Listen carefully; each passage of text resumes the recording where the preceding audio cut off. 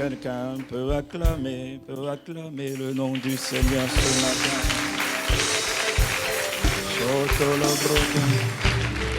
J'ai dit qu'on peut acclamer le nom du Seigneur. Béni soit son nom. À toi la louange, à toi l'honneur, à toi la gloire. Maïndele broska.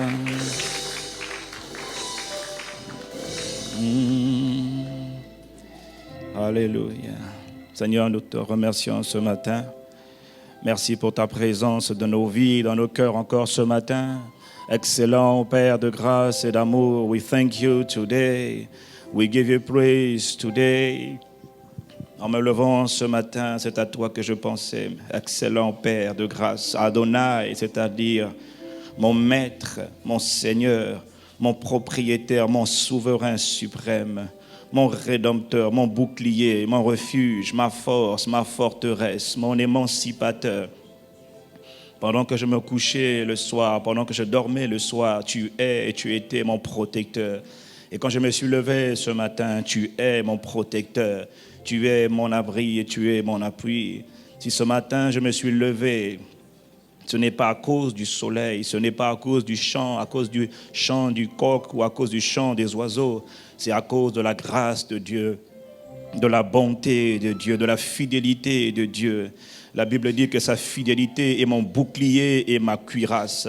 C'est lui qui me garde pendant les nuits, c'est lui qui me soutient pendant les jours. C'est lui qui est mon rédempteur, mon soutien, ma force, ma grâce, ma capacité. Je te suis reconnaissant, excellent Père de grâce. Excellent Père d'amour, magnifique Saint-Esprit, tu es très digne de louange, toi qui opères de si grands prodiges. Même ma vie, la vie de mon frère, la vie de ma sœur est un prodige. Cette composition corporelle, ce métabolisme, cette transformation, la manière même dont nous, espèces humaines, les êtres humains, nous avons été façonnés, est un prodige à nos yeux. Voilà pourquoi tu nous appelles tes chefs-d'œuvre. Voilà pourquoi tu dis de dire que nous sommes une créature si merveilleuse. Nous te sommes reconnaissants, Père. Peut-être que tout ne va pas encore comme nous le souhaiterions, Père, mais nous te disons merci parce que les choses sont en train de changer pour nous. We are becoming a better person. Nous devenons des personnes meilleures. Nous devenons des personnes raffinées. Des personnes compétentes et diligentes, des hommes et des femmes de destinée, prêts à faire des exploits en cours de préparation pour aller dans le monde dehors et marquer notre génération, marquer notre époque, impacter, influencer positivement notre environnement, notre génération. Partout où tu nous envoies, Père, assurément, certainement, il y a un grand nombre d'entre nous qui sont déjà là, un grand nombre qui viendront demain, qui refusent, Père, de vivre une vie ici-bas sur la terre d'insignifiance. Oh non, tu nous appelles à vivre une vie qui compte, une vie qui soit utile, une vie qui contribue au bienfait, au bonheur, à l'épanouissement de l'humanité, à l'accomplissement des desseins de Dieu dans notre génération. Nous te célébrons. Nous te reconnaissons, nous te remercions. Excellent Père de grâce, excellent Père d'amour. Qui est comme toi? Qui est semblable à toi? Qui est comparable à toi? Ah, personnellement, j'ai cherché, Père. J'ai cherché dans les religions, j'ai cherché dans les systèmes occultes, j'ai cherché dans toutes sortes de choses, Père. Et voici, j'ai vu que nul ni personne n'est comparable à toi. Nul ni personne n'est semblable à toi. Voilà pourquoi nous nous humilions humblement, Père, sur ta puissante main, reconnaissant nos incapacités, notre ridicule, notre misère, notre petitesse, mais reconnaissant dans nos misères, dans notre ridicule, nous reconnaissons la grandeur, la force, la splendeur de Dieu, parce qu'après tout, tu as dit que ta puissance à toi se manifeste dans nos faiblesses. Nous n'avons pas besoin de tout faire pour être forts, nous avons juste besoin de reconnaître notre faiblesse afin de manifester et laisser ta force nous pénétrer, se manifester au travers de nous, Père. Nous sommes reconnaissants, nous te célébrons. Magnifique Saint-Esprit, Esprit du Dieu vivant, Esprit de Christ, béni soit ton nom.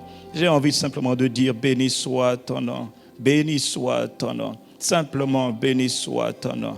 Béni soit le nom du Seigneur. D'âge en âge, c'est-à-dire de génération en génération, décennie après décennie, centurie, siècle après siècle, millénaire après millénaire. Béni soit ton nom.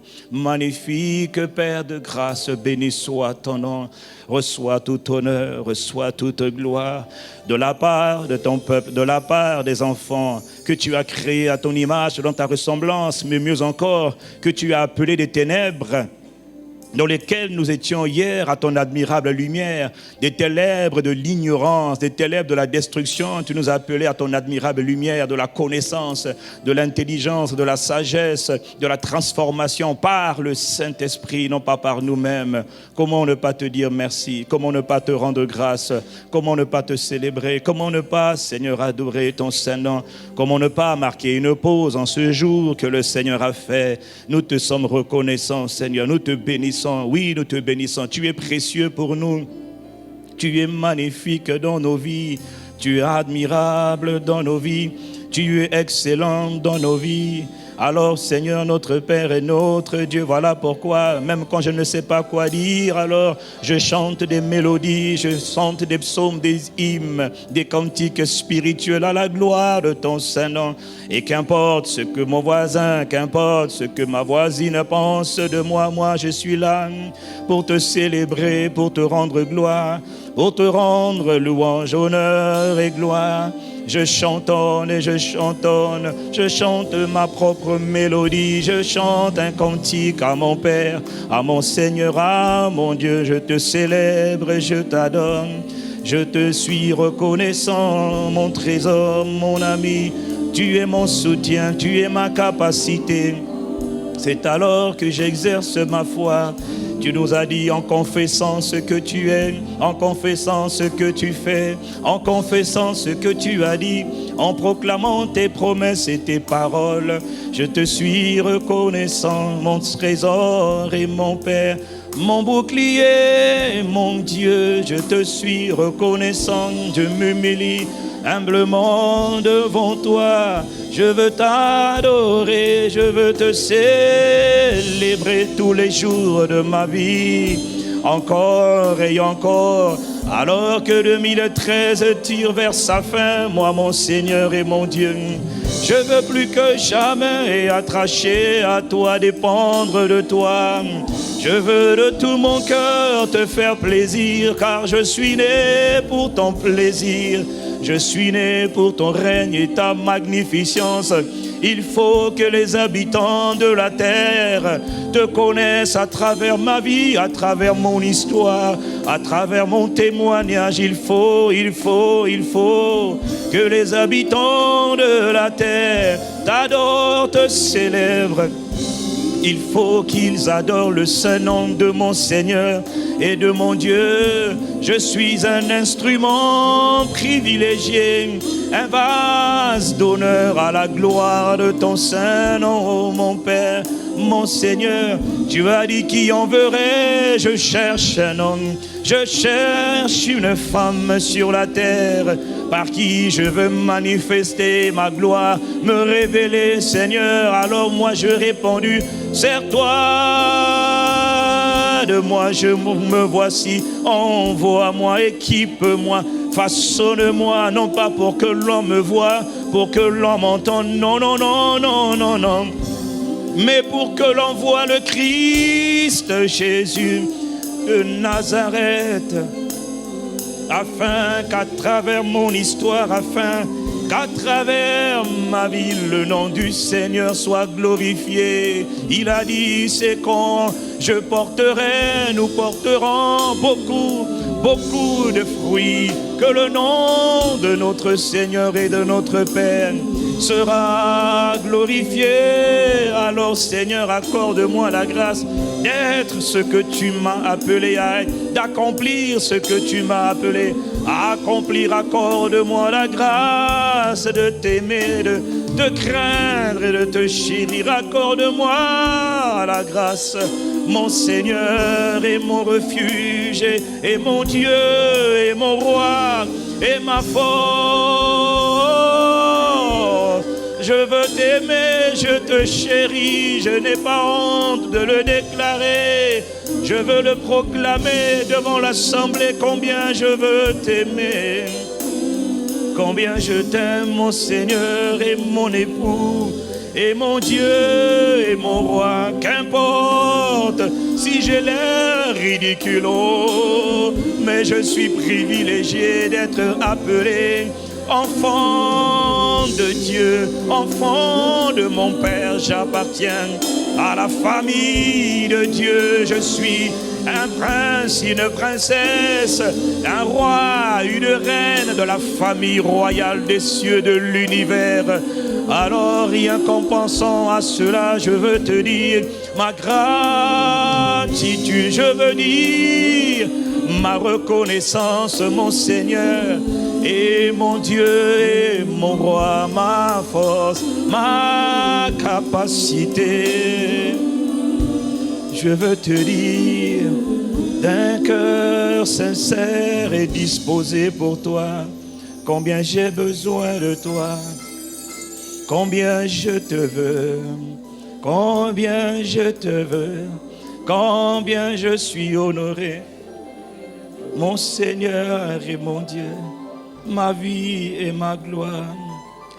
Seigneur, me voici, j'ai besoin de toi. Je veux te toucher et être touché par toi ce matin. Seigneur, Seigneur, me voici. Je veux être touché et être touché par toi. Je veux toucher le cœur de mon Père, le cœur de celui que mon cœur aime. Seigneur, me voici.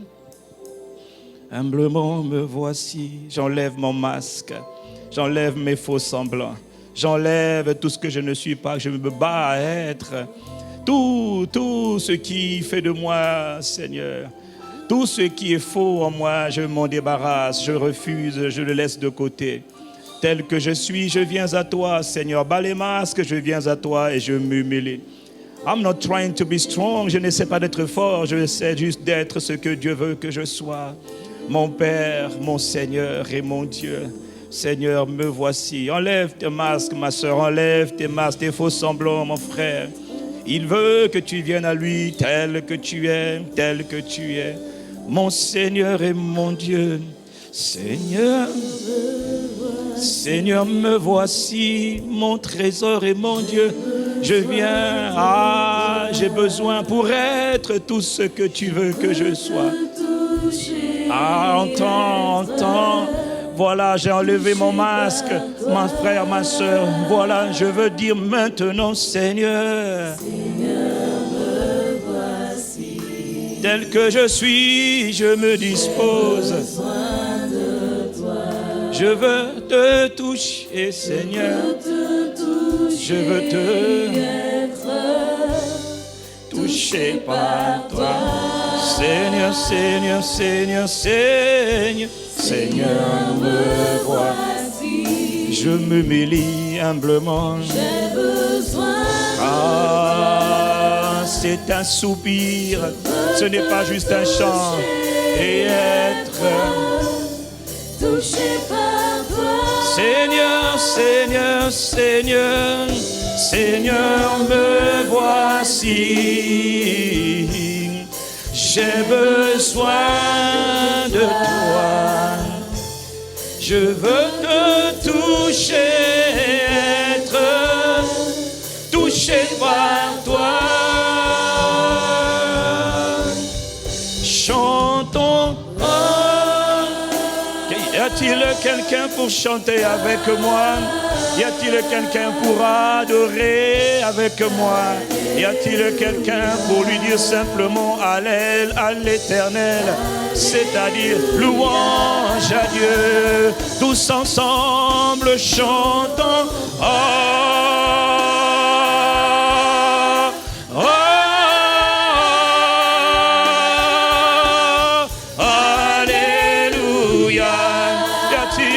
Quelqu'un pour adorer, pour lui dire tout simplement, chantons.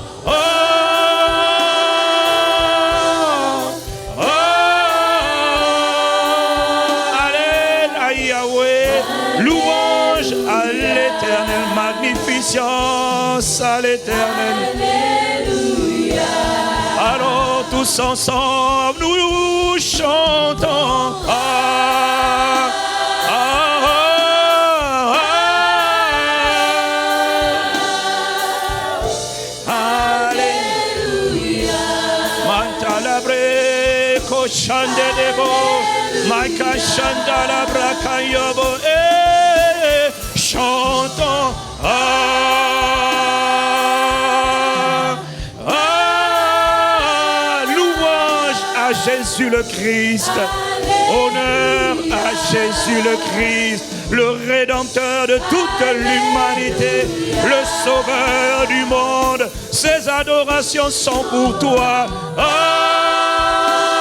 ah, ah, ah, louange et gloire et splendeur et force, richesse, domination, souveraineté, adoration, acclamation, acclamation, acclamation.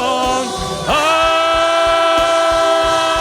louange, célébration au Seigneur de la vie, au Maître de l'univers, au propriétaire de tout l'univers.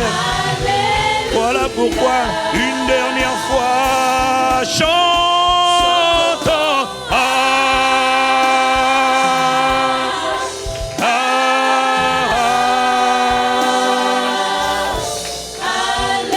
Alléluia. honneur à toi, notre Père. Honneur à toi. Y a-t-il quelqu'un avec moi qui a envie d'acclamer le prince des rois de la terre, le juge de l'univers, le souverain suprême de l'univers, le chef d'État, non pas de la terre, mais de tout l'univers, dans toute l'immensité de l'univers.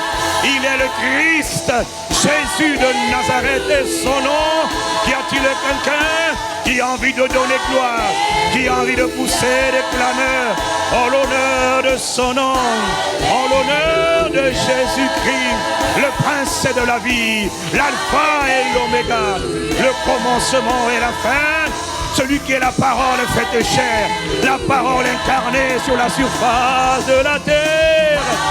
Louange, honneur, gratitude, reconnaissance, splendeur, souveraineté, domination.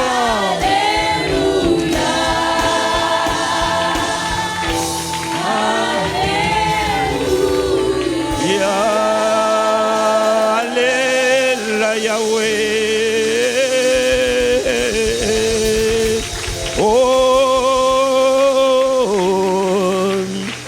yeah. Béni soit ton nom.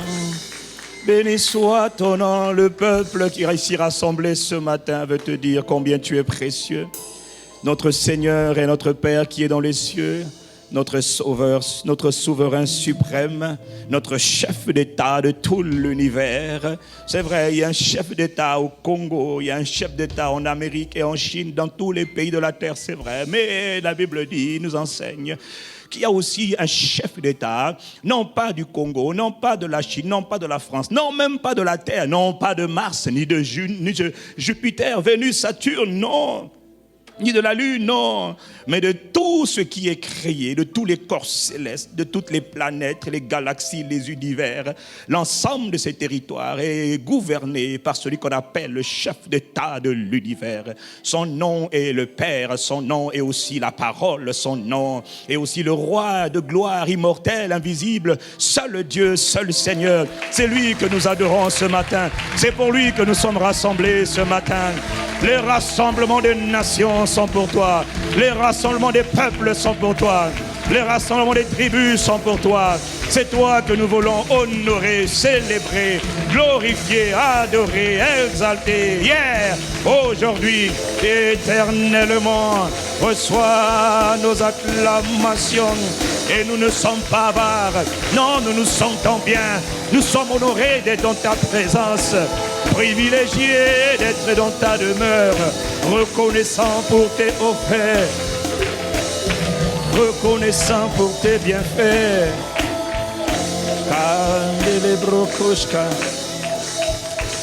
Y a-t-il quelqu'un pour me donner un bon amen ici ce matin?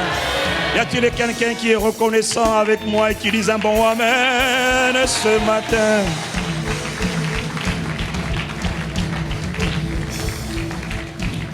Seigneur, merci. Ce matin, nous nous disposons pour toi.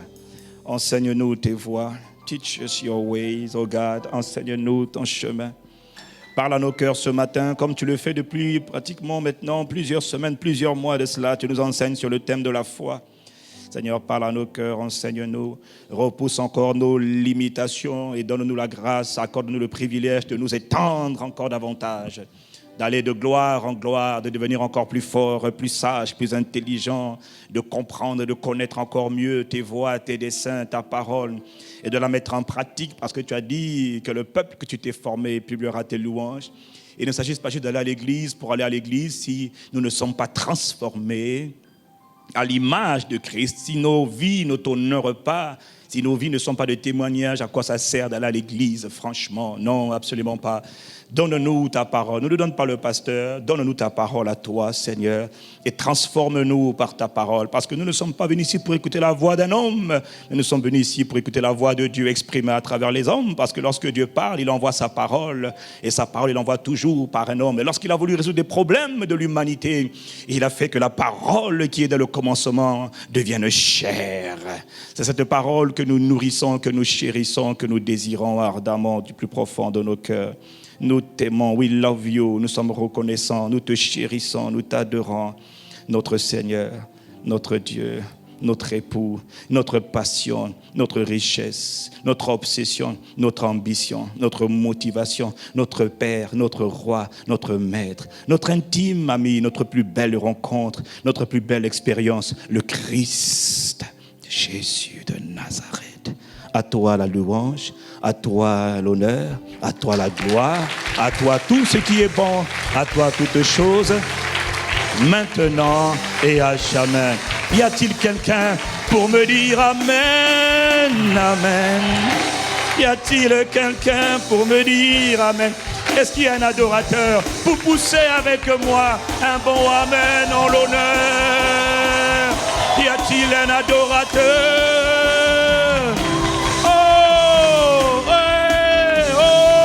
C'est ça des clameurs, c'est ça des cris de joie. Hey! Oh! Hey!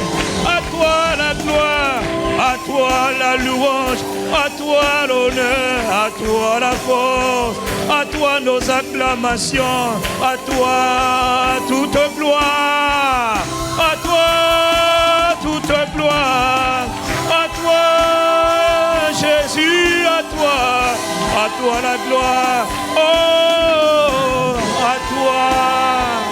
à toi seul, non pas à nous, mais à toi seul, à toi,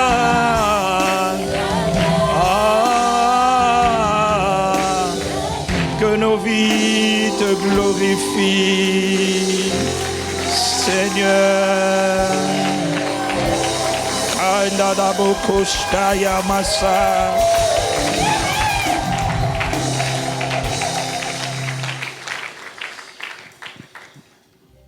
Quelqu'un me dit Amen. Veuillez vous asseoir dans sa présence. Bienvenue à Impact Centre Chrétien. Bienvenue dans cette église protestante évangélique Campus, c'est-à-dire église locale de Brazzaville. Nous sommes actuellement dans un pays qu'on appelle Congo-Brazzaville, quelque part sur la terre, quelque part dans une région qu'on appelle Afrique centrale, qu'importe. C'est le pays où Dieu règne. J'ai dit, c'est le pays où Dieu règne. Tu as le choix, soit tu parles de ton présent, soit tu parles de ton futur, soit tu vois le présent, soit tu vois l'avenir. Moi, je dis que c'est le pays où Dieu règne.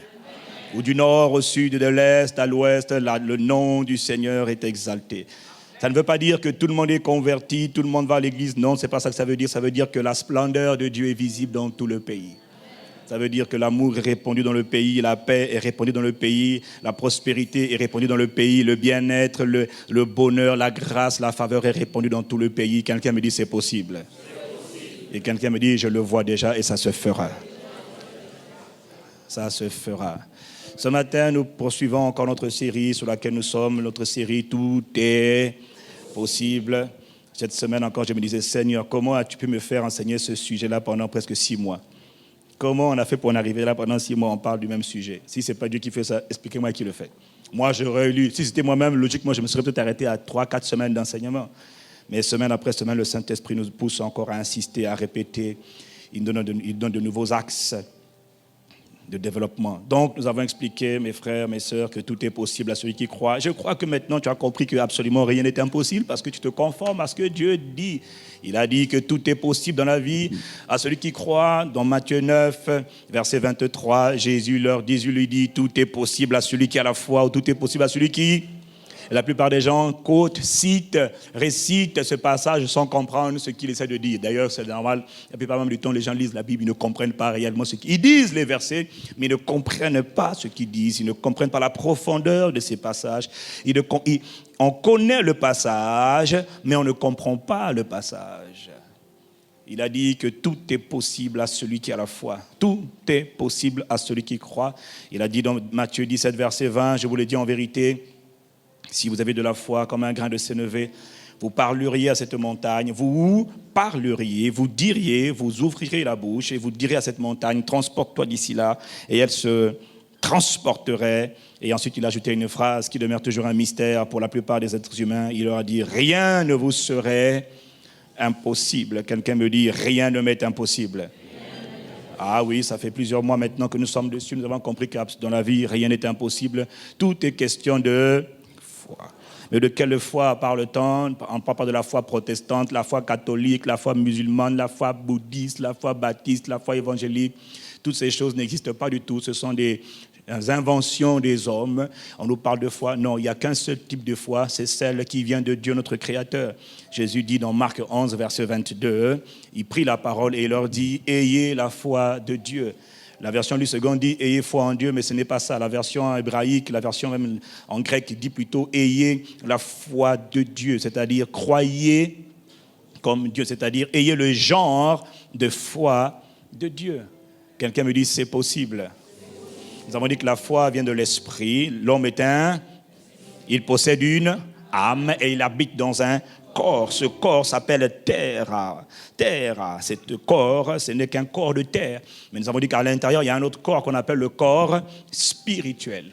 Le corps spirituel. Quand on dit l'esprit, quand on vous parle de l'esprit, en fait, on vous parle du corps spirituel. De la même manière que j'ai un corps naturel, j'ai aussi un corps qui est spirituel.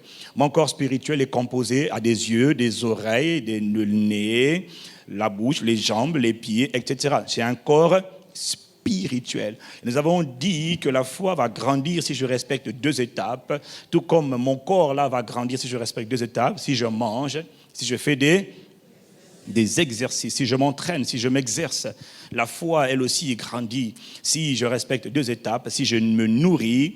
Donc, de la même manière que le corps naturel se nourrit, le corps spirituel aussi se nourrit. Et le corps spirituel se nourrit de quoi? De la parole de Dieu.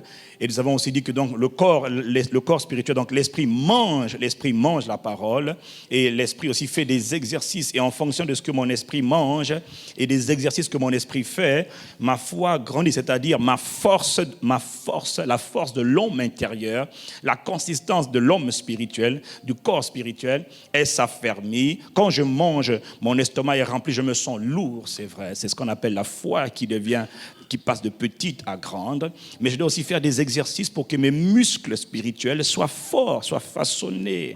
Et nous avons donc dit, toutes ces dernières semaines, parler des 4 niveaux de foi, la foi qui est petite, celle qui caractérise malheureusement la plupart des croyants, la foi qui est grande, la foi qui est faible et la foi qui est ferme ou forte. On dit ferme ou encore forte. Est-ce que quelqu'un me suit? L'esprit se nourrit comment? L'esprit se nourrit par la méditation de la parole. Par la méditation, c'est-à-dire l'étude, la réflexion sur la parole. L'étude, pas la lecture de la Bible, non, parce que beaucoup de gens lisent la Bible, mais ils ne la comprennent pas. Beaucoup de gens lisent la parole, mais ils ne la comprennent pas.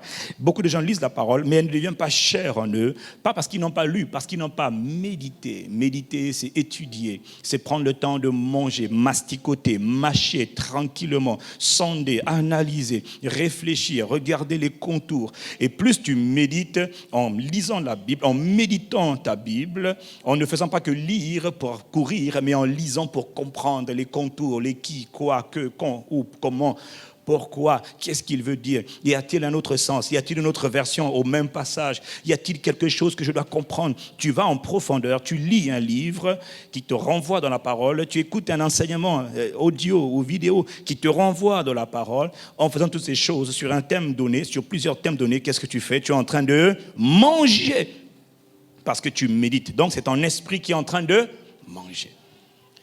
Donc pour simplifier, nous avons expliqué que pour avoir la foi, elle progresse de petite foi à grande foi.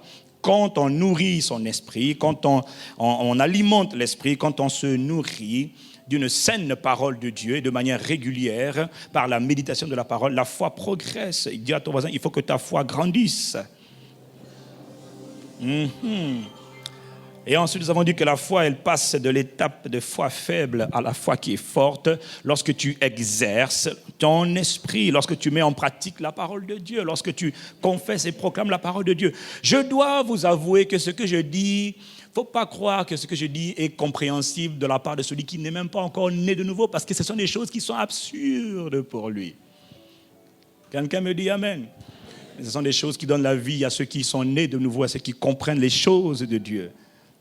Il y a du pouvoir, il y a de la force, il y a de la puissance dans nos paroles, et dans la parole de Dieu et dans nos propres paroles. Quelqu'un me dit Amen. Donc nous avons dit que pour développer notre foi, donc puisque nous parlons depuis 3 semaines, nous sommes dans la 4e semaine, nous demandons toujours comment on fait pour passer d'une foi qui est faible à une foi qui est forte. Comment nous faisons? Nous avons dit concrètement, j'ai dit la semaine dernière, je le répète, il faut de façon consciente apprendre à confesser, à déclarer, à proclamer, à annoncer, à mettre en pratique les paroles de Dieu, c'est-à-dire ce que Dieu dit, ce que Dieu a fait, ce que Dieu promet, ce que je suis en Christ, ce que Christ est pour moi, etc. Est-ce que quelqu'un me suit? C'est ce que nous avons expliqué donc ces dernières semaines. Je tiens à vous dire encore une chose, écoutez-moi. Personne ici ne peut me dire qu'il est devenu comme Arnold Schwarzenegger ou Rambo par hasard. Personne ne peut me dire qu'il devient baraqué, musclé, fort par hasard. Personne.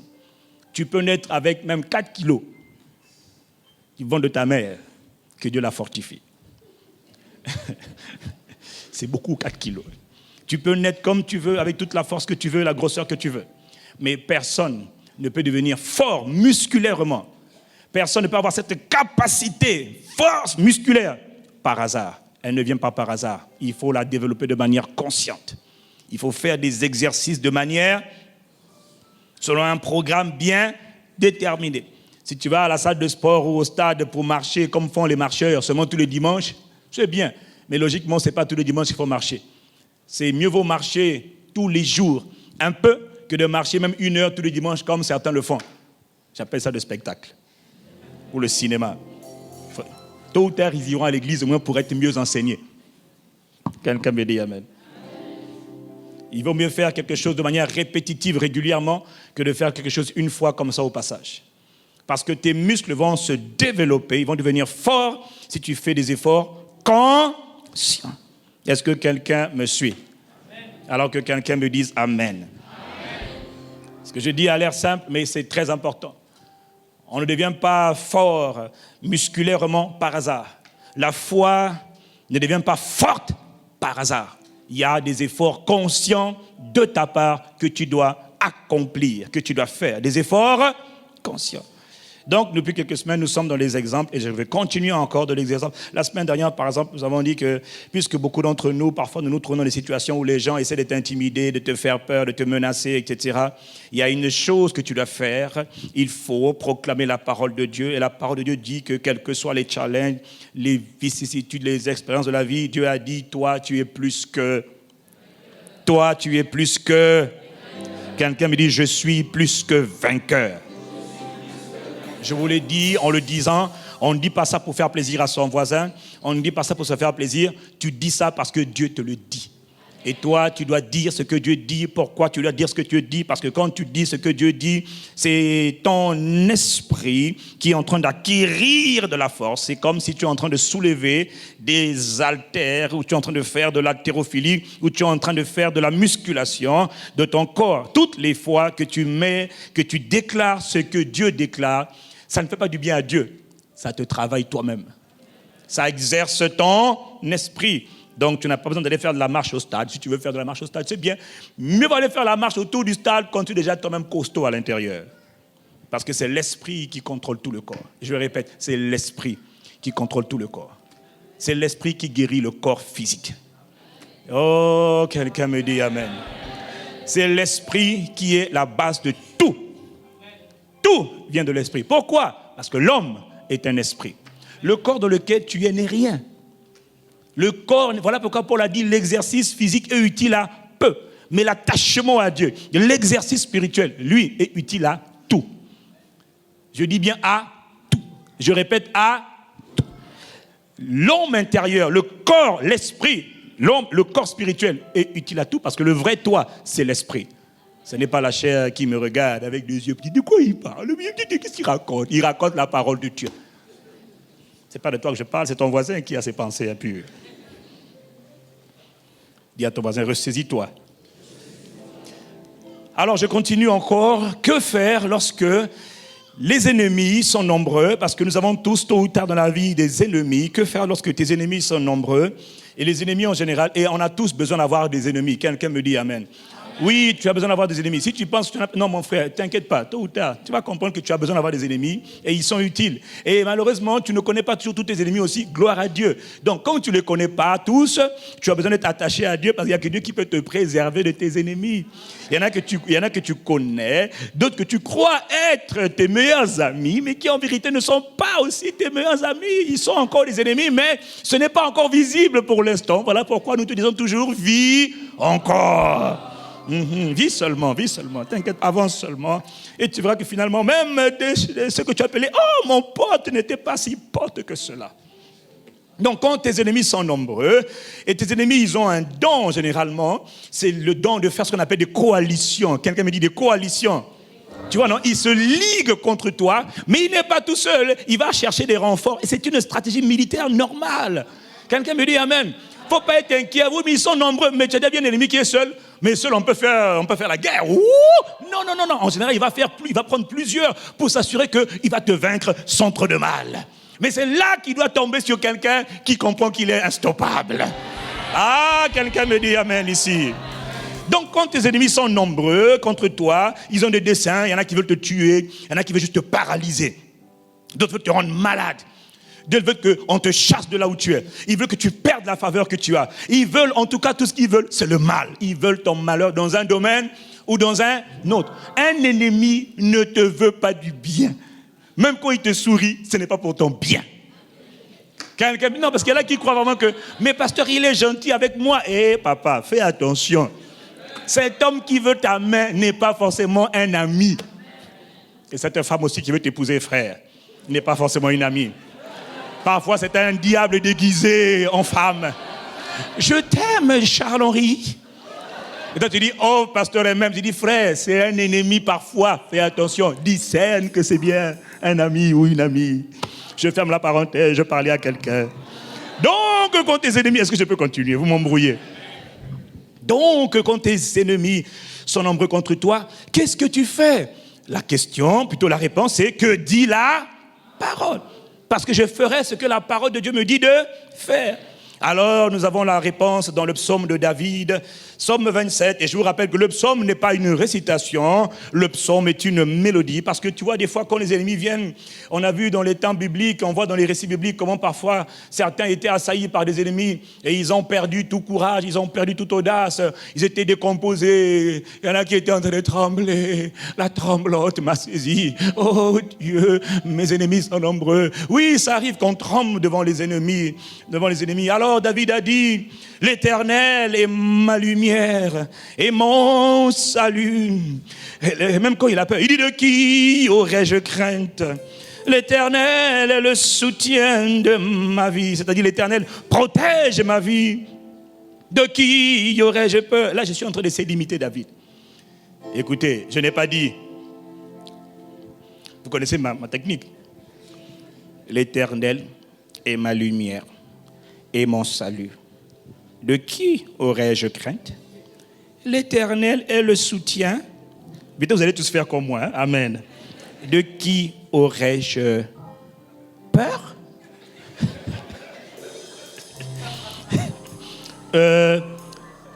Quand des méchants, j'ai pas lu là, s'avance, hein, c'est ça, s'avance contre moi. Non, c'est pas ça. Je vous ramène dans le contexte de David. David est en train de composer cette mélodie, ce psaume. Pourquoi? Parce que David est assailli par des ennemis. Saül a envoyé toute une armée massacrer David, le futur roi d'Israël. Est-ce que quelqu'un me suit? Saül est minoritaire, l'armée est majoritaire. Il n'a pas les moyens de sa politique, il n'a même pas les moyens de se défendre. Mais il a un défenseur. Il a un défenseur. Alors David, voyant les ennemis arriver, au lieu de se vous dire, les gars, on est foutus. David prend sa harpe, il prend sa lutte, il prend son tam-tam et il chante un cantique. Pourquoi est-ce qu'il chante le cantique? Parce que ce n'est pas le moment d'être faible, c'est le moment d'être fort. Parce qu'au jour de l'adversité, ne faiblis pas. Au jour du malheur, ce n'est pas le temps de faiblir.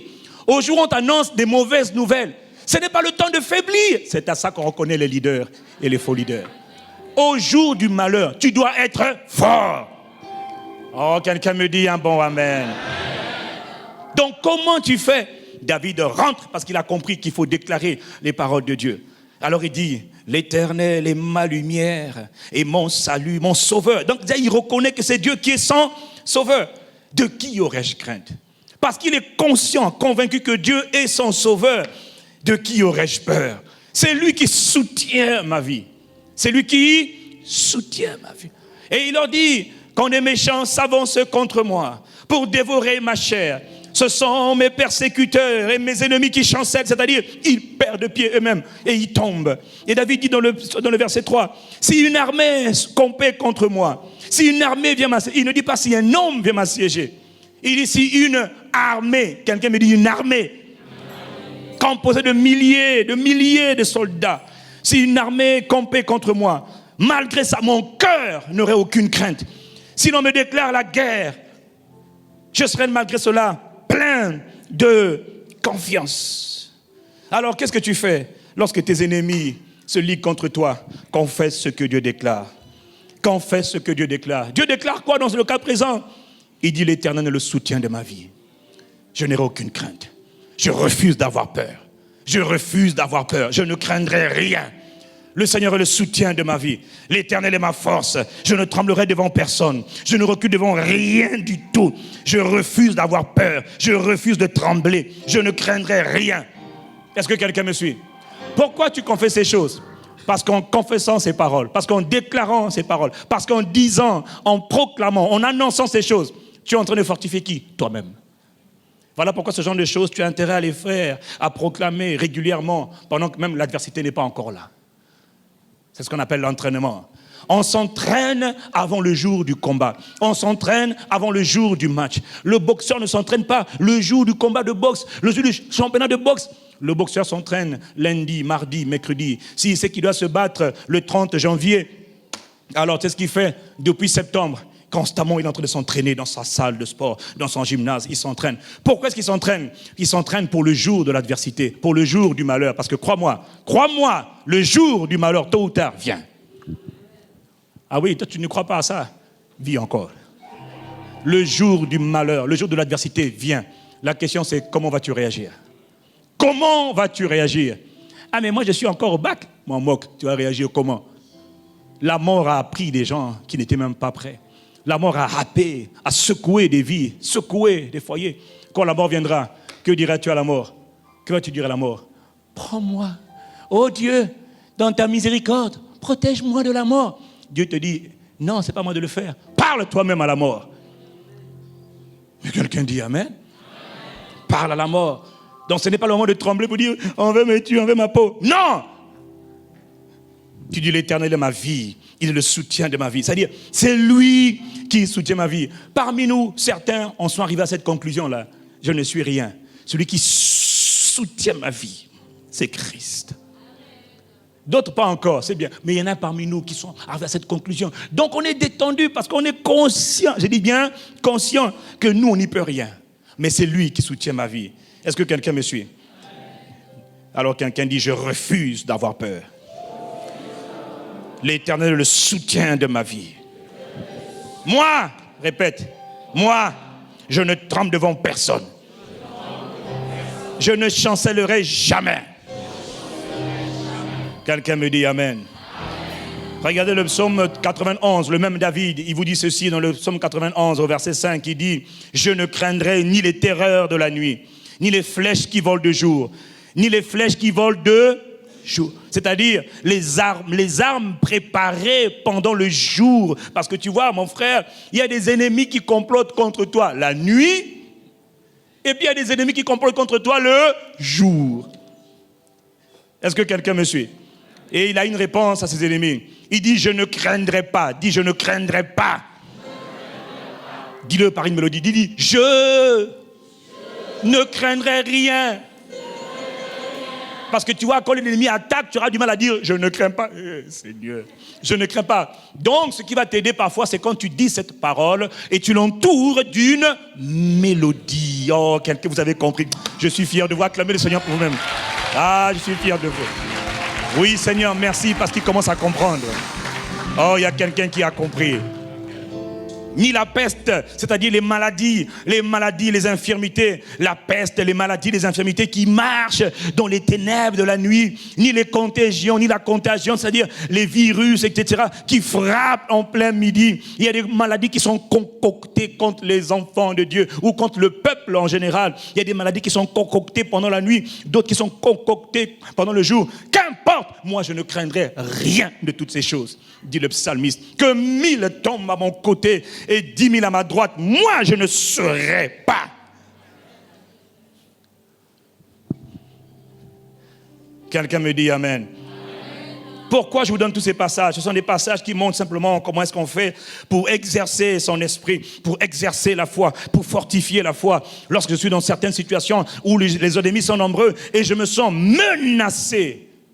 Et dans le psaume 125 au verset 1, il y a encore le psalmiste qui dit « Ceux qui se confient en l'Éternel sont comme la montagne de Sion, elle ne chancelle point, elle est affermie pour... » Que faire alors lorsque les ennemis se lèvent contre moi, ils m'envahissent de tous les côtés? Tu dis « Moi, je me confie en l'Éternel, je suis comme la montagne de Sion. » Là, tu vois, parce que si tu le dis juste « Moi, je me confie en l'Éternel, je suis comme la montagne de Sion. » je ne sens, c'est le point.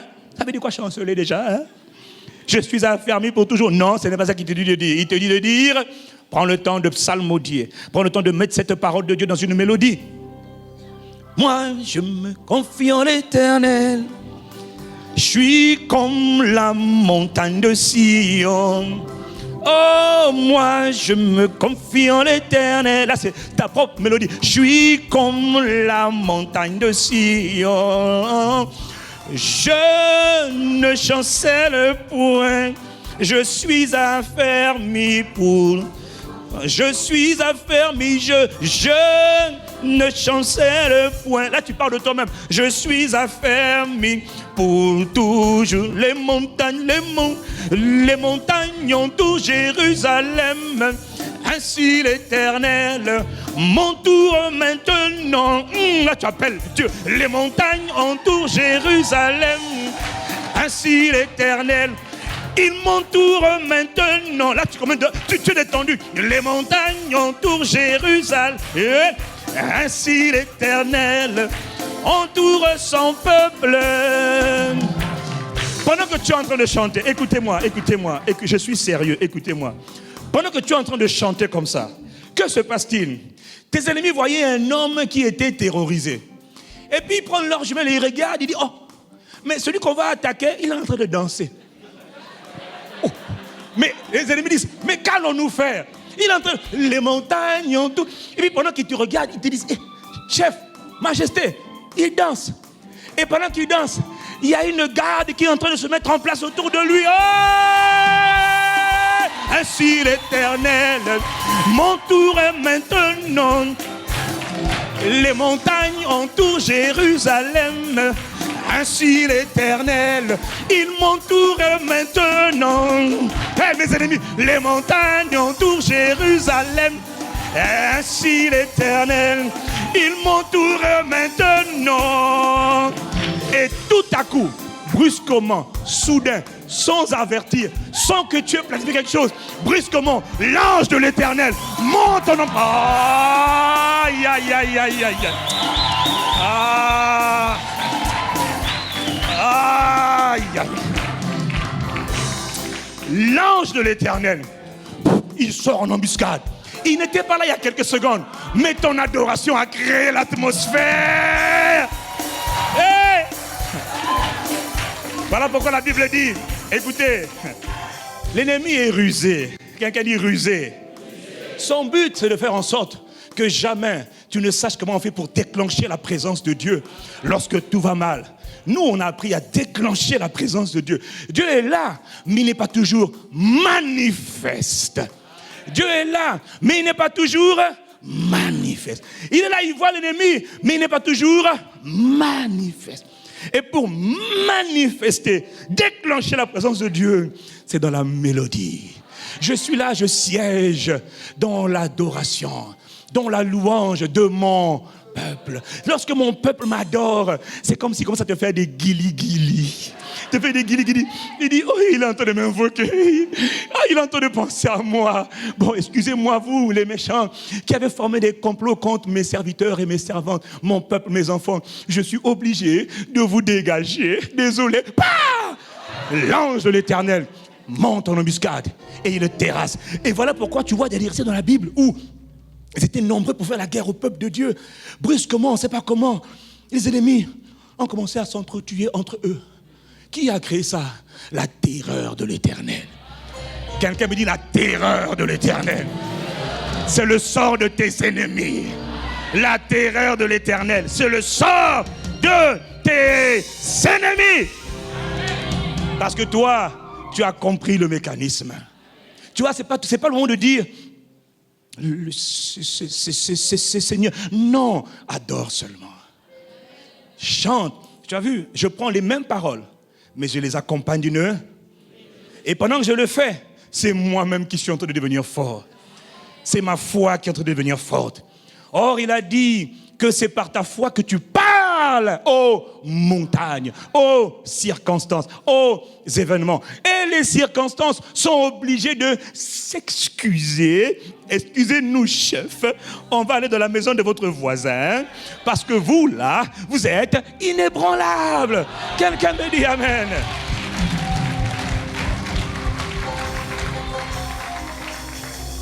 Est-ce que quelqu'un comprend quelque chose? Dis à ton voisin, moi. Dis-lui, regarde, moi, je ne chancellerai jamais. Dis à ton voisin, moi, je suis inébranlable. Je ne crains rien.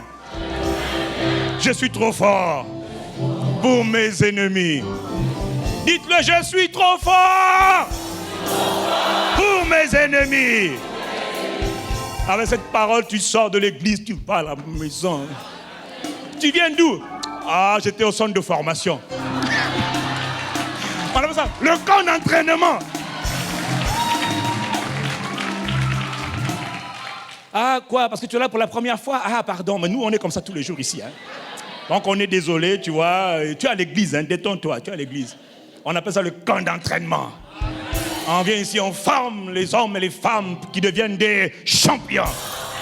Et quand ils vont dans le monde, c'est pour impacter positivement leur génération. Quelqu'un me dit Amen. Mandela, Nelson Mandela, Madiba est parti, c'est bien. Maintenant, il y a d'autres personnes qui doivent se lever pour impacter positivement. Quelqu'un me dit Amen. Oh, quelqu'un me dit Amen ici, là. On a pleuré, Mandela, c'est bien. On a dit maintenant, Seigneur, Mandela est parti. Suscite-en de nouveaux. Où sont de nouveaux leaders qui vont se lever pour faire du bien à leur pays, faire du bien à leur continent, faire du bien à la terre. J'ai dit, Seigneur, je ne suis pas capable, mais toi, tu peux le faire. Alors, sers-toi de moi, fais-le. Oh, quelqu'un me dit Amen ici. Quand tu parles pour ça, il y en a qui ont peur. Qu'est-ce qu'il veut dire? Il veut dire ce que Dieu dit. Donc, monsieur, soyez détendu. Si tu es là pour la première fois, rassure-toi, tu as un impact centre chrétien. Mais tu as vu le mot, ça commence par un. Ça commence par impact. C'est pas par hasard, mon frère. C'est impact. On va quelque part, on laisse un impact. Quand il y avait le malheur, tu arrives là, dès que tu sors de là, tu dis, ah, la joie, je me sens joyeux. Qu'est-ce qui s'est passé? Quelqu'un est passé par là. C'est Christ en moi. Ah, quelqu'un me dit Amen et je continue.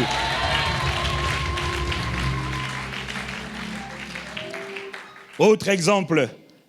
Il arrive dans la vie que chacun de nous passe par des saisons d'inquiétude. Quelqu'un me dit inquiétude. Quand tu sens l'inquiétude monter dans ton cœur au sujet d'une situation, d'un problème quelconque, généralement, la plupart des humains, qu'est-ce qu'ils font? Ils s'inquiètent. L'inquiétude arrive. Qui a déjà été inquiet dans sa vie? Si toi, tu n'as pas été inquiet, tu n'as été jamais inquiet. Mon frère, nous avons une bonne nouvelle pour toi. Répondons à ce frère et cette sœur, c'est... Ils veulent te dire, vis seulement. Vis encore. Parce que nous autres, tôt ou tard, nous sommes soumis en fonction des circonstances, des expériences de la vie, des challenges que nous vivons, des problèmes que nous rencontrons.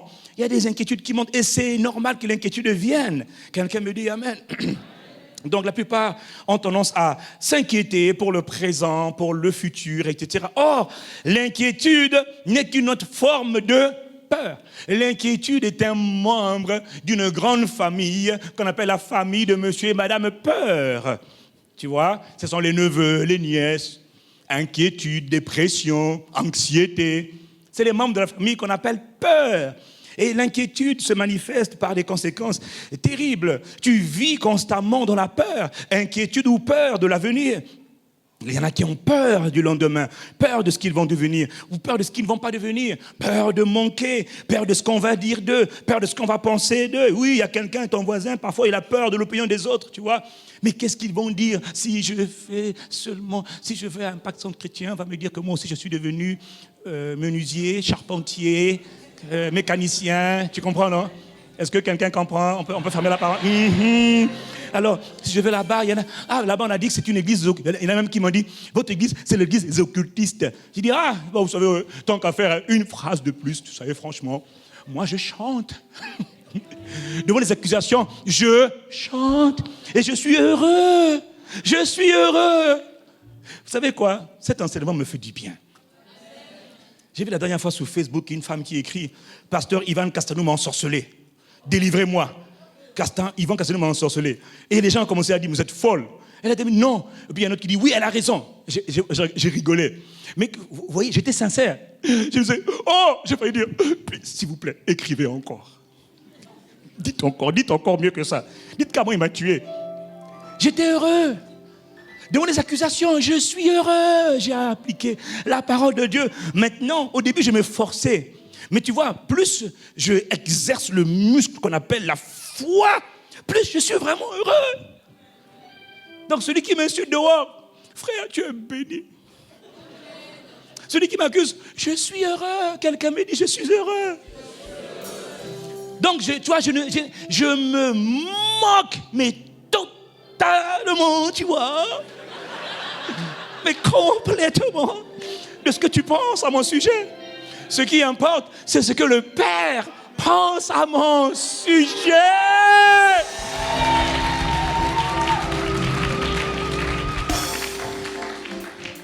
Je dois vous avouer, mes frères et sœurs, que je suis en train de m'éclater ce matin.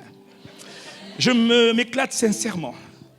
Donc, tu vois, il y en a qui vivent dans la peur de ce qu'on va dire. Ils sont inquiets. Quelqu'un dit inquiet. De qu'est-ce qu'on va dire de moi si je prends telle ou telle décision? Qu'est-ce qu'on va penser de moi si j'arrête telle relation, telle fréquentation? Comment est-ce qu'on va m'indexer? Tu vois, ça c'est l'inquiétude, c'est la peur. Quelqu'un me dit la peur.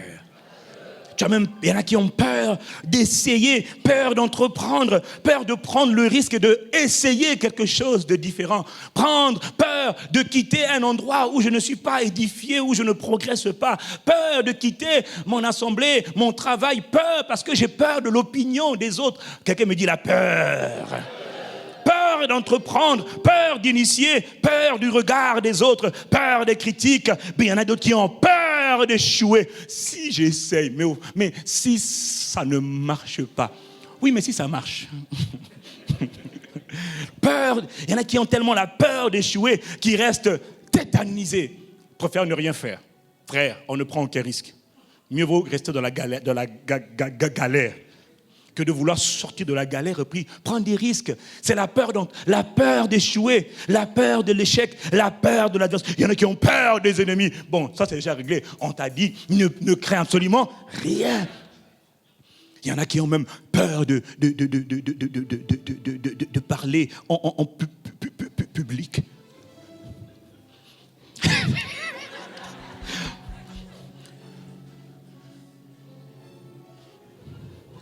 Dès qu'ils voient le truc, le micro part. Il y en a qui sont tombés en syncope devant la foule. Ouf! On appelle ça la peur du public. Où tu vois, il avait son programme là. Il avait son...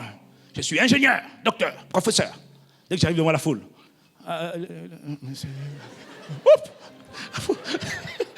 Réveillez-le, qu'est-ce qu'il a? Syncope. Ouf, parti. C'est la peur du monde. Bon, je dis ça en rigolant, mais ça m'est arrivé au tout début. Hein? Si ça t'est jamais arrivé, t'inquiète pas, vis encore. La plupart des gens qui parlent en public, là, nous tous, on a souffert au début. Ah, toi, tu sais pas ce que c'est? Ok, vis encore.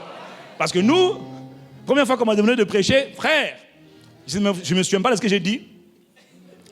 Je ne me souviens pas du sujet. Non, je ne me souviens de rien. Mais aujourd'hui, j'ai pitié des gens qui m'ont écouté. Non, parce que là, maintenant, j'ai mûri. Mais à l'époque, frère, on dit des choses, hein. Bon. Si je réécoute la cassette, je dis, Seigneur, papa, déchirez. Et prenez les bonnes magnétophones, enlevez seulement. Parce qu'on avait peur. Quelqu'un me dit la peur. La peur. Alors, puisque chacun de nous, on passe par des saisons où on peut avoir peur, où on peut être inquiet, la question c'est, que dit la parole de Dieu? Parce que la peur, c'est l'opposé de la foi. Beaucoup de gens sont tétanisés, beaucoup de gens n'arrivent pas à libérer la foi, parce que c'est la peur qui les saisit. Alors, que dit la parole de Dieu? Demande-moi, que dit la parole de Dieu? Ah, la parole de Dieu dit ceci. Allons-y lire la parole de Dieu. Matthieu chapitre 6, verset 25. C'est pourquoi je vous dis, ne vous inquiétez pas pour votre vie. Quelqu'un dit, ne vous inquiétez pas. Dis à ton voisin, ne t'inquiète pas pour ta vie. Non, répète-lui, ne t'inquiète pas pour ta vie. De ce que vous mangerez, ni pour votre corps, de quoi vous serez vêtus. La vie n'est-elle pas plus que la nourriture et le corps plus que le vêtement? Verset 31. Encore, Jésus dit, ne vous inquiétez donc et ne dites que mangerons-nous, que boirons-nous, de quoi serons-nous vêtus? Verset 34, Jésus leur dit encore, ne vous inquiétez donc du lendemain, car le lendemain aura soin de à chaque jour. Donc, il vient de dire, ne vous inquiétez pas pour votre vie, ne vous inquiétez pas pour la nourriture, ne vous inquiétez pas pour la boisson, ne vous inquiétez pas pour le loyer, ne vous inquiétez pas pour demain, pour après-demain, pour 2020, 2040, 2050. Ne vous inquiétez pas.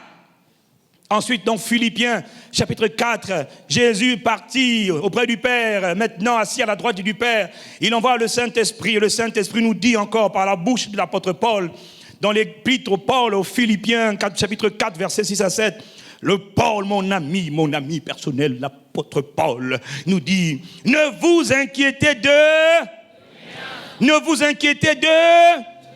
mais en toutes, ou seulement dans certaines choses. Il dit en toutes, dis-moi toutes,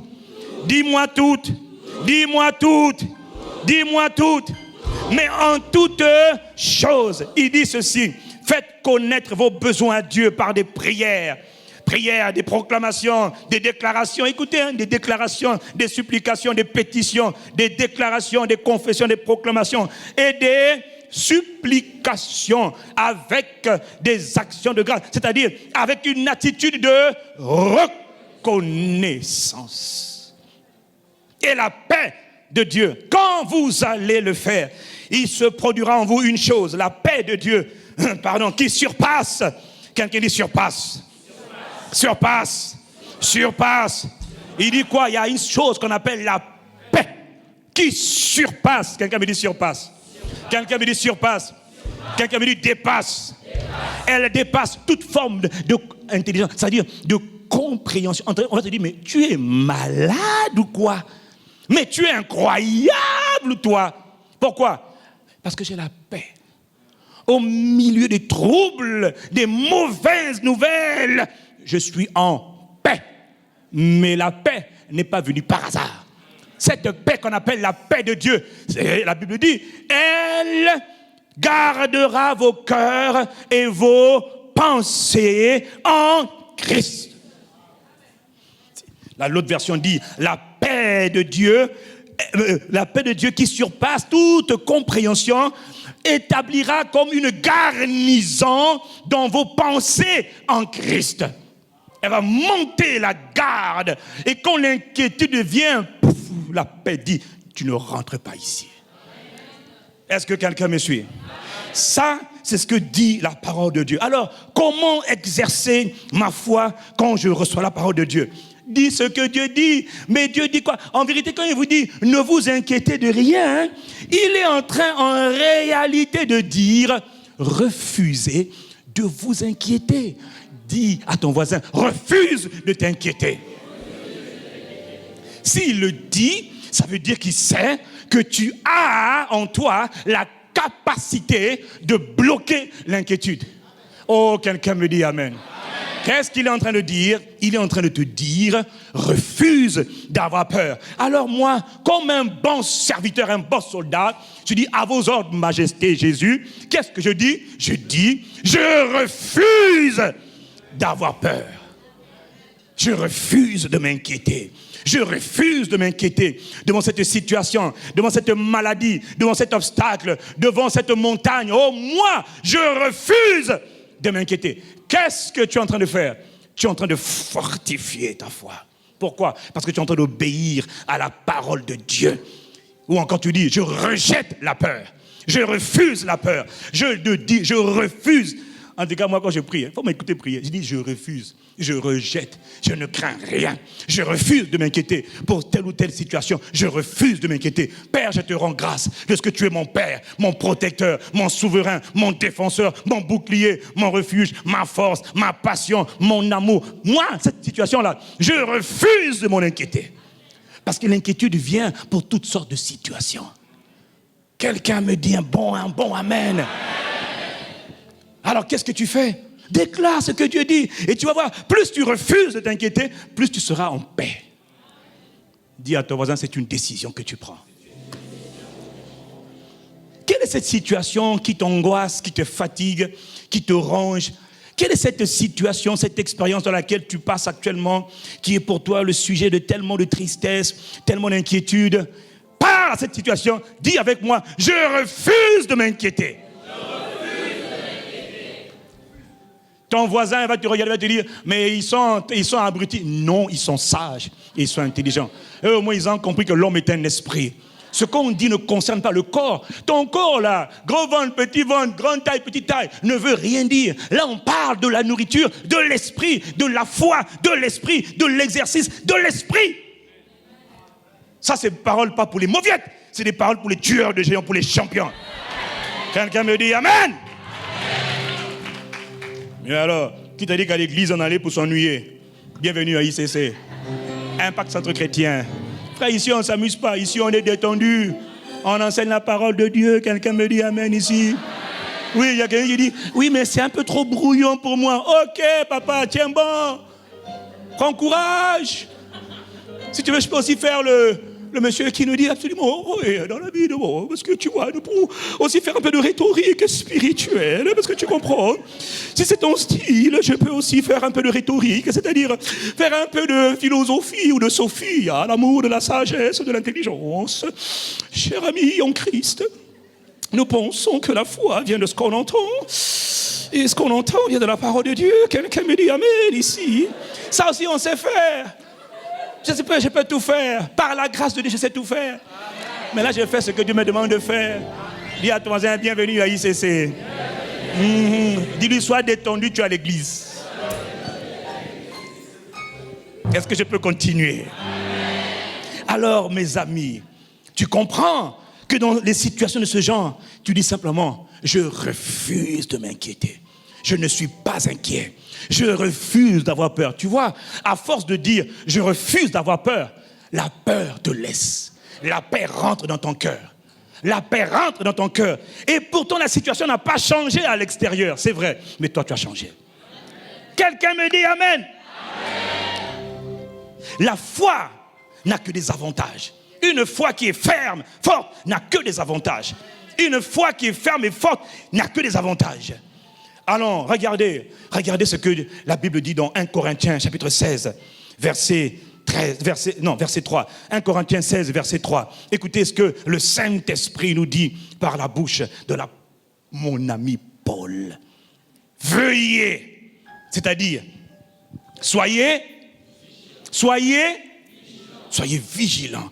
Veuillez demeurer ferme. Où? Dans quoi? Dans la soyez des hommes. C'est-à-dire, faites preuve de courage.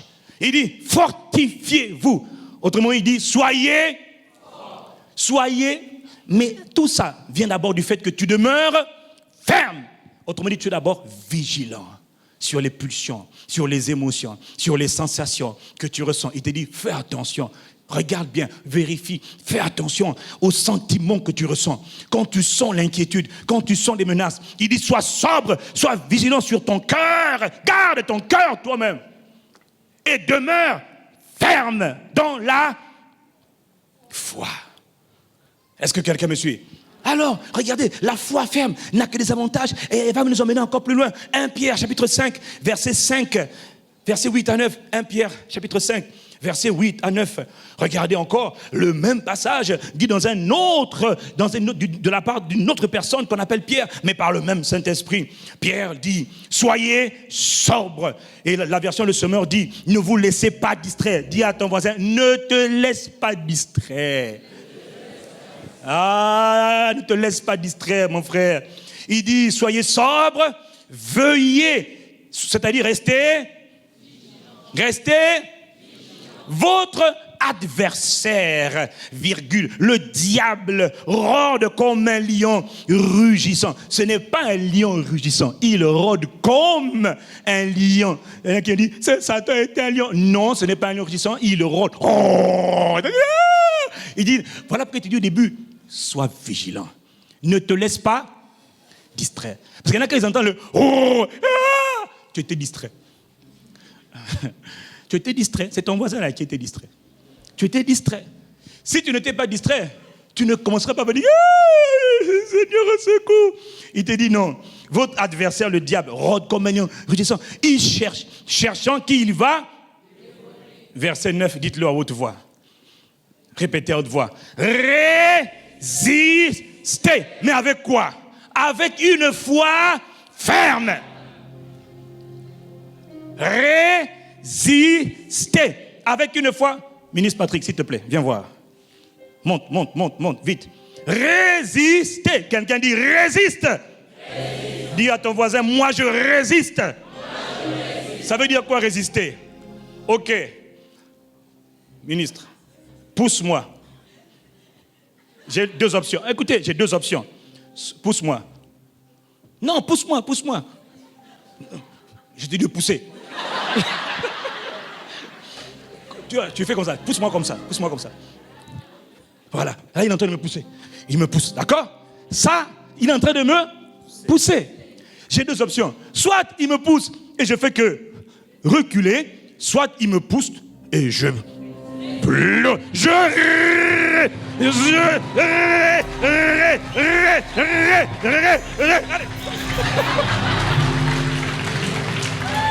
Quelqu'un dit je résiste.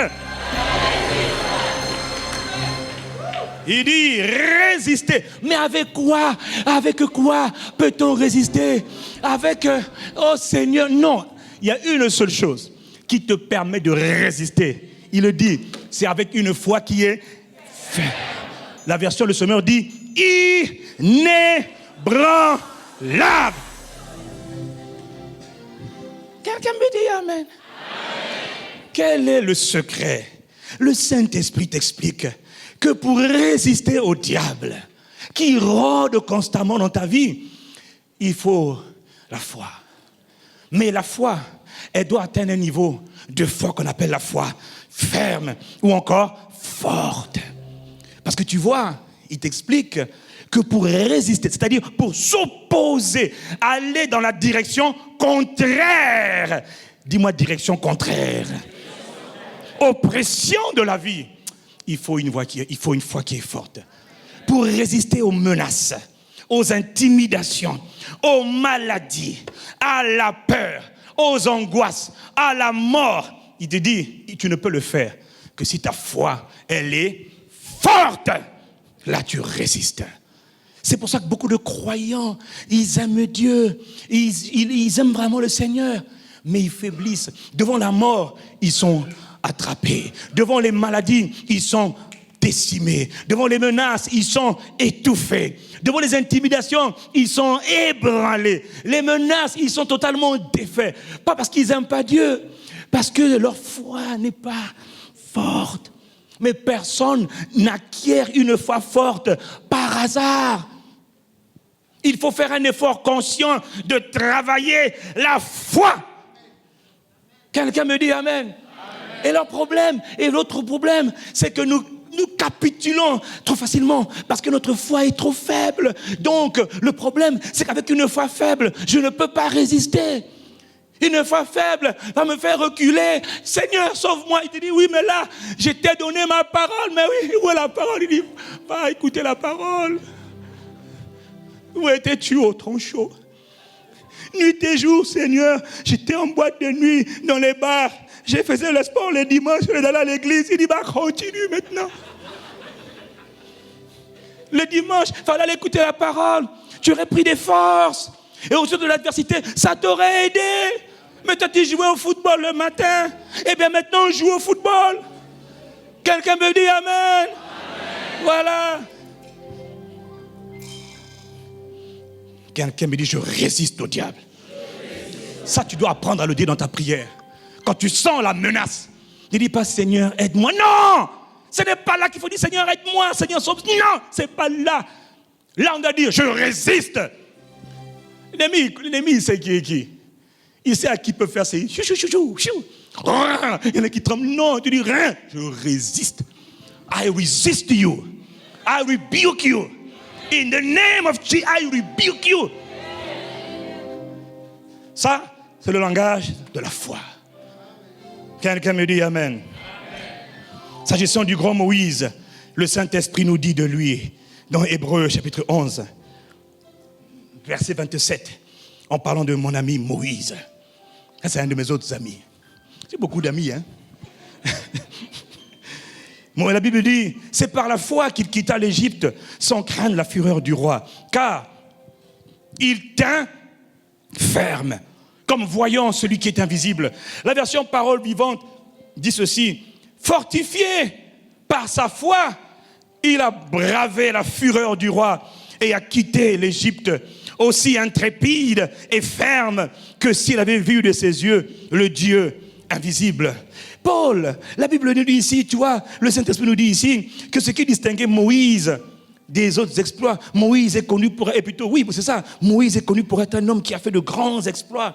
Moïse était un grand faiseur d'exploits, un grand faiseur de miracles. Et il nous dit, ce qui faisait que Moïse était différent, il était peut-être beau, sage, intelligent, compétent, Dieu l'aimait, c'est vrai, mais ce qui distinguait Moïse, et il nous dit ici, ce qui l'a rendu capable de faire des exploits, pas parce qu'il était beau, pas parce qu'il était un bon orateur, quelqu'un me dit amen, d'ailleurs après, il est plus devenu aussi bon orateur, pas parce qu'il était un bon organisateur, non, il nous dit, c'est sa foi qui était ferme, parce que sa foi était ferme, il n'a pas eu peur de braver les instructions, les ordres du plus grand souverain de l'époque qu'on appelait Pharaon. Il nous dit dans Hébreux 11, verset 27, qu'en fait, le secret de Moïse, c'est que Moïse ne regardait pas aux choses visibles. Moïse regardait aux choses invisibles. Mais pour regarder aux choses invisibles, ce n'est pas automatique. Oh, quelqu'un me dit amen. Il dit Moïse, sa foi était ferme, il vivait et il marchait dans l'invisible. Mais tu vois, j'ai compris une chose, l'invisible, on est tous dans le domaine du visible. Pour marcher pendant que tu es dans le domaine du visible et voir l'invisible, frère, il te faut une foi qui est ferme. Et la foi ferme ne vient pas par accident, il faut exercer ta foi. Quelqu'un me dit amen. À propos du père de la foi qu'on appelle comment Abraham, le Saint-Esprit nous dit, et je vais terminer par ça, dans Romains 4, verset 17. Romains 4, verset 17. Romains 4, verset 17. Selon qu'il est écrit, je t'ai établi père d'un grand nombre de nations. Il dit, Paul le dit, il est notre Père devant celui auquel il a cru. Dieu qui donne la vie aux morts et qui appelle les choses qui ne sont point comme si elles étaient. Verset 18, en parlant toujours d'Abraham, le Père de la foi. Écoutez ce qu'on dit d'Abraham, le Père de la foi. On dit de lui qu'il espéra contre toute espérant contre toute espérant contre toute il eut la foi. Ou encore il crut. Il crut. Ou encore il eut la foi. Et devint, en sorte plutôt qu'il devint père d'un grand nombre de nations. Selon ce qui lui avait été dit. Par qui? Par Dieu. Telle sera ta postérité. Et sans faiblir dans la foi, on parle d'Abraham, on dit, il ne considéra point que son corps était déjà usé, puisqu'il avait près de 100 ans, et que Sarah n'était plus en état d'avoir des enfants. Verset 20, il ne douta point par incrédulité au sujet de la promesse de Dieu, mais il fut fortifié par la foi, donnant gloire à Dieu. Et ayant la pleine conviction que ce qu'il promet, il peut aussi l'accomplir. De quoi parle-t-on dans ce passage? On nous ramène dans l'histoire d'Abraham, dans le récit de la vie d'Abraham. Abraham, quel âge as-tu? J'ai 99 ans et je suis en train d'aller dans ma 100e année. Quel âge a Sarah? Elle a autour de 90 ans, je crois. Oh! Et Dieu dit à quelqu'un dans le corps, tu vois, la Bible dit, et son corps était déjà usé. Le corps d'Abraham était usé. Usé, ça veut dire qu'il n'y a plus de ressources. Il n'y a plus de capacité. Abraham, quand il se regarde, il dit, même si je voulais, je ne pourrais plus. Est-ce que quelqu'un me suit? Il regarde lui-même, il dit, non mon frère, là, il n'y a pas moyen. Permettez l'expression. Ça ne se lève pas. Je ne me lève pas. Il considéra d'abord son propre corps. Là, il n'y a pas moyen. Puis maintenant, il regarde sa femme. Eh, maman! Po! La Bible dit que Sarah... Bon, déjà, il faut d'abord la foi. Tu te regardes d'abord toi-même, il n'y a pas moyen. Tu regardes ta femme. Ah! Coco! Mais là, il n'y a pas moyen, on va faire comment? Là, il y a moi. Et Dieu lui dit, Abraham, l'année prochaine, ton enfant arrive. Seigneur, ça fait 100 ans que j'ai attendu. quand je me regarde, il n'y a plus moyen. Mais même quand moi-même j'ai un peu de foi, mais dans ce monde, moi si bon, moi si oyo, maman, elle appelle maintenant Coco Sara. Coco Sara. Bon, vous comprenez, bon, vous rigolez parce que vous voulez dire la conclusion. Bon. Quelqu'un dit aïe. Et alors, la Bible dit, écoutez, la Bible dit, il y a tous les ingrédients pour dire non, soyons raisonnables, soyons cool. Dieu a parlé, c'est vrai. Mais en fait, tu sais ce que Dieu voulait dire? C'était qu'il va donner un enfant à mes serviteurs là. Parce que moi, il n'y a pas moyen. La Bible dit, Abraham, voyant son état de décomposition avancée, dégradée, accélérée. Voyant sa femme dans un état de décomposition sans espérance, sans appel. Abraham, il écoutait la parole de Dieu. Il ne considéra pas que son corps était déjà usé. Qu'est-ce qui a fait que Abraham, quand tu vois ton cas, quand tu vois le cas de Sarah, qu'est-ce qui a fait que dans les deux cas, c'est mission impossible? Mais qu'est-ce qui te fait malgré tout tenir et te dire que tout est encore possible? La Bible dit, c'est sa foi. La Bible dit qu'il tient ferme dans la foi. Abraham ne regardait pas aux choses visibles. Abraham regardait à l'invisible. Parce qu'il sait que si tu peux voir l'invisible, alors tout devient possible.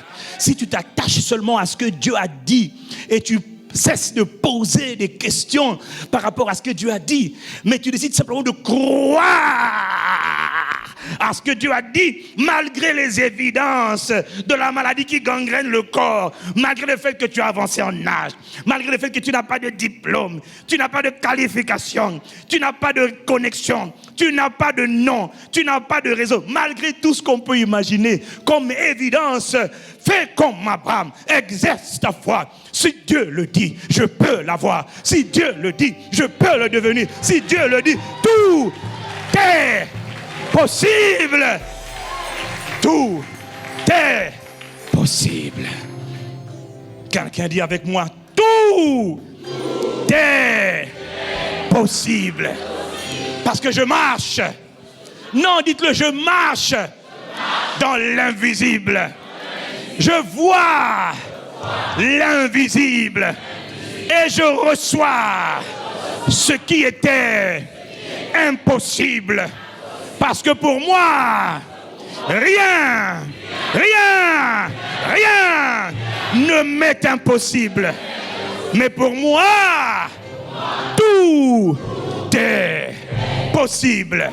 Parce que je crois, parce que j'exerce ma foi, parce que j'augmente ma foi, je fortifie ma foi. Alors pour moi, dans ma vie, je déclare, je confesse, je proclame que je ne regarde pas à mes circonstances, mais je regarde à la parole de Dieu. Dieu dit que tout est possible. Alors je déclare que dans ma vie, tout est possible. Et quelqu'un acclame le nom du Seigneur.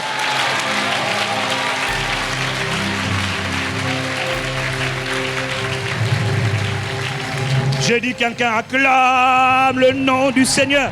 Le Dieu du tout possible. Le Dieu du tout possible. Le Dieu du tout possible.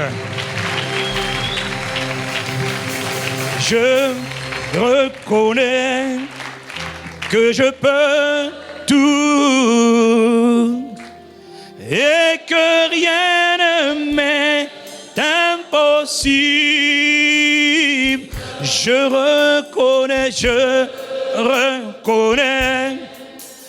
que je peux tout et que rien ne m'est impossible.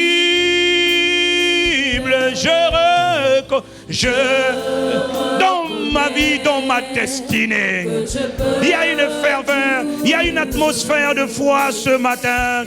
Tout est possible ce matin, quelles que soient les barrières, les obstacles qui étaient devant ta route. Je déclare, il y a une atmosphère de foi dans cette salle, dans cet auditorium. Le Saint-Esprit est à l'œuvre. Les maladies quittent, les oppressions démoniaques quittent, les échecs quittent, les démons sont terrassés ce matin. Je reconnais dans une atmosphère de foi où tout est possible. Je dis que tu peux tout faire. Rien ne peut te stopper, rien ne peut t'arrêter, rien ne peut te nuire. Je reconnais. Oh, Kandabo Shataya, Irababo, et je peux tout, mais possible, et que rien est impossible. Une dernière fois, je reconnais, dis-le avec foi, parle à toi-même, parle à ton présent, parle à ton corps, parle à tes affaires, parle à tes projets, parle à tes ennemis, parle, Seigneur, Seigneur, Seigneur, Seigneur, Seigneur, fais, manifeste-toi dans ma foi, Seigneur, Seigneur, Seigneur, Seigneur, fais-moi. Parle à ta maladie qui te range, parle aux infirmités, parle à l'adversité, Seigneur, fais-moi voir, manifeste-toi, accomplis ta parole, Seigneur, fais-moi voir ta gloire, ta gloire, ta gloire, ta gloire, hey, Mataya, ta gloire, je veux la voir dans ma vie.